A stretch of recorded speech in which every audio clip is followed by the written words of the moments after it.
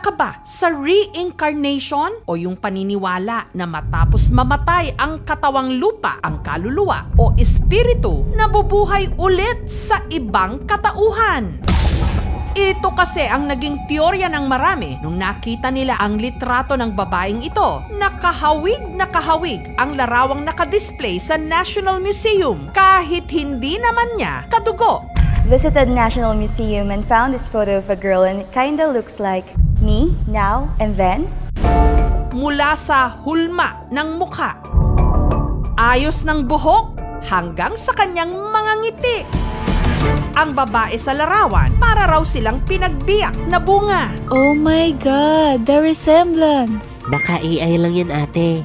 So, totoo pala ang reincarnation? Sino ang babae sa litrato? Parang may magnetic force na karami-rami po ng art pieces na nandoon.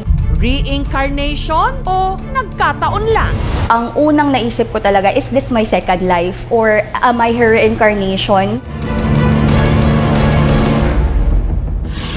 Babae sa viral post, taga Davao City, si Veronica. Lumuwas daw siya nitong nakaraang linggo sa Maynila para sa isang business meeting hanggang sa nagkayayaan sila ng kanyang mga kaibigan na pumunta sa National Museum. Matagal ko na talagang plano na pumunta ng National Museum. Our goal talaga po is magpa-picture sa Spolarium.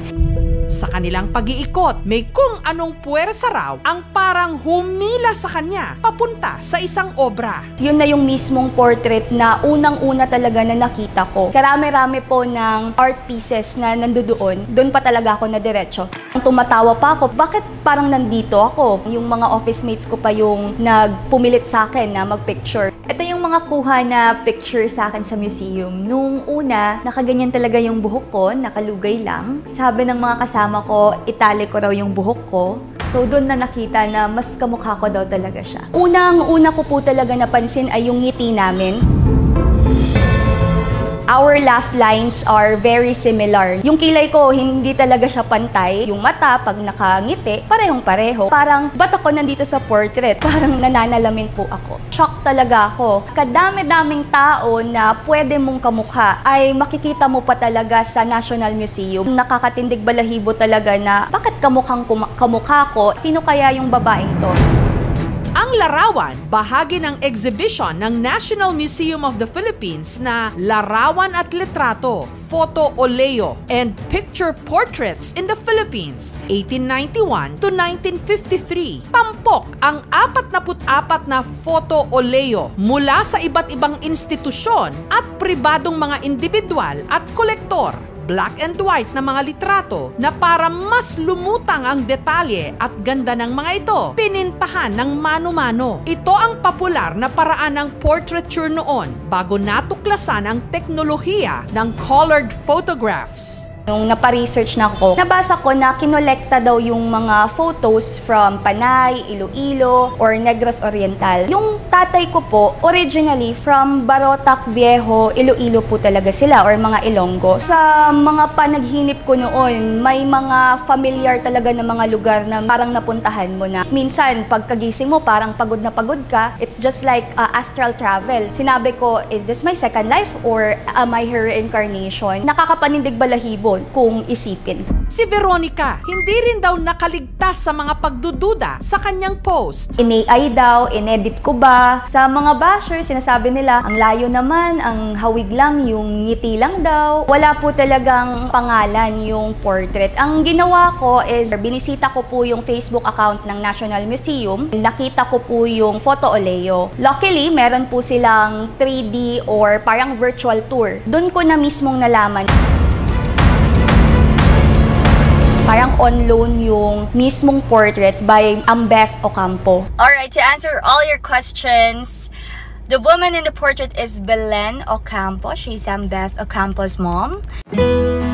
Si Belen Raimundo Ocampo, ina pala ng tanyag na manunulat at historiador na si Ambeth Ocampo. Kuha ang larawan noon pang dekada 50. Dalawa yung kanyang photo oleo. No? Yung isa na meron siyang suot na balintawak. Ang kwento sa amin, bigay daw yun ng isang manliligaw na nabasted. Yung nag-viral kasama ni Veronica. Ito naman ay letratong nakaprint siya sa bakal. Kaya medyo may mga kalakalawang na. Siguro 54, 1955 yan, may hawak siyang bulaklak. Yung kapatid ko nung college, dumaan siya may isang photo studio. Nakita niya yan na nandun sa stante. Tapos pumasok siya sa loob. Sabi niya, nanay ko yan, pwede ba bilhin ko na lang? Sabi niya, hindi po, not for sale. Kapatid ko makulit. So, pinupuntahan niya lagi. Benta niyo na. Hanggang siguro nakulitan na yung may-ari isang araw. Sige, kunin mo na. Bigay na lang namin sa'yo. Hindi na niya siningil. Sina Belen Ocampo at si Veronica, tila marami rin daw ang mga pagkakatulad. Nung nakita nga ni Veronica yan at nag-post nga siya na medyo kamukha nga niya, famous siya kasi may isang magazine feature na mula kasi nung pagkabata, hindi pinaputol yung kanyang buhok. When I was 17 and 18 years old, I actually joined pageants. Nakakatindig balahibo na also Miss Belen joined Miss Philippines, which was also my dream before. Nagtayo siya ng isang botanical garden. Mahilig siya magluto. Yung mga kaibigan ko, pag bumibisita sila sa bahay, ako talaga yung assigned na magluto sa kanila. Nung pandemic, nung nawalan ako ng trabaho, nagtatanim-tanim ako ng mga halaman. Tiningnan namin yung kanyang transcript, ang bababa ng mga grade. Kaya nagtatawa kami magkapatid na lagi tayong pinapaaral, tapos puro 5 pala yung kanyang transcript. Tapos ang sabi niya, kaya siguro ako nagkaanak na writer. Hindi siya magaling mag-drawing, so yung kapatid ko naging pintor. I guess yung mga gusto niya sa buhay, nakuha niya sa mga anak niya. Pero taong 2003, si Belen sumakabilang buhay sa edad na 70 anyos. Parang advance lang ng 4 years ako pinanganak after Belen Ocampo died. Ang reincarnation, matagal na siyang paniniwala. Lahat halos ng Eastern religion has the concept of reincarnation. Para sa kanila,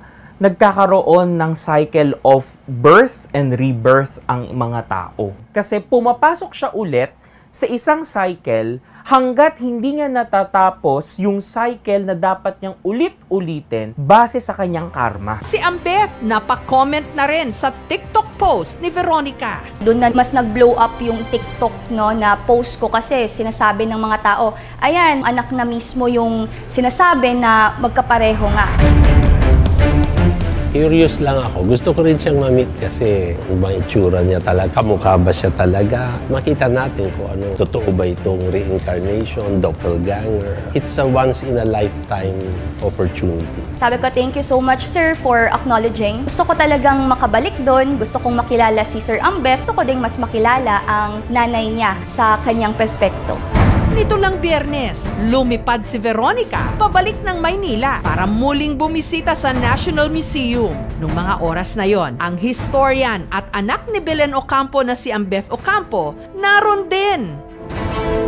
Ano kaya ang magiging reaksyon ni Ambeth kapag nakita ng personal ang kamukha at ang sinasabi ng netizens na reincarnation daw ng kanyang ina?